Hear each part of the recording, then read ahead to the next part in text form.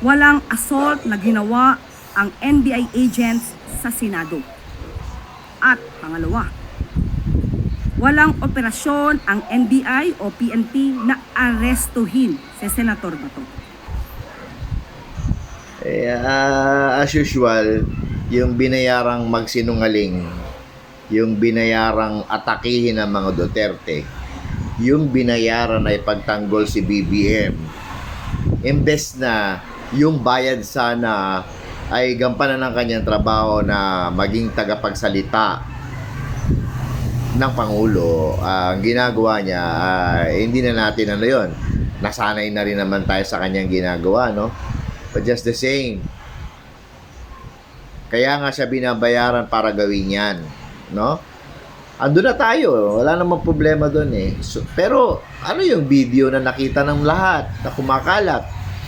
Nakasuot pa ng uniforme ng NBI habang may pagtangka na buksan yung pintuan na yon, na ayon kay Senate President APC Alan Peter Cayetano, habang sila'y nasa sesyon, meron daw NBI agents na nagtatangkang pasukin ang premises ng Senado doon sa lugar na yon, no?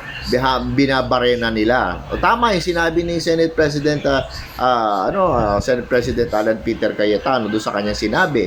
May katibayan at may NBI nga. O sabihin na ni Auntie Claire kung anong gusto niya sabihin, i-deny niya na kung anong kung i-deny niya ang totoong nangyari.